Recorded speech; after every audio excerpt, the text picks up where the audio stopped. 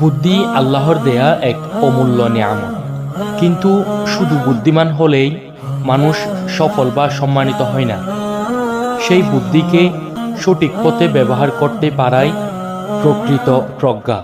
যে মানুষ প্রতিটি কাজে ভেবেচিন্তে সিদ্ধান্ত নেয়, রাগের মুহূর্তে নিজেকে নিয়ন্ত্রণ করে, অন্যের কথা মনোযোগ দিয়ে শুনে, নিজের ভুল স্বীকার করে এবং প্রতিটি অভিজ্ঞতা থেকে শিক্ষা গ্রহণ করে, সেই প্রকৃত বুদ্ধিমান।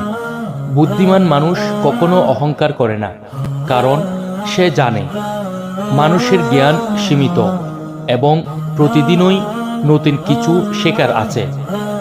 সে অযথা তর্কে সময় নষ্ট করে না, বরং সত্যকে গ্রহণ করে।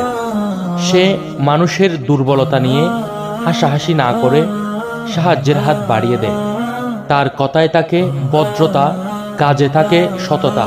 অনেক সময় চুপ থাকা একটি কঠিন কথার জবাব।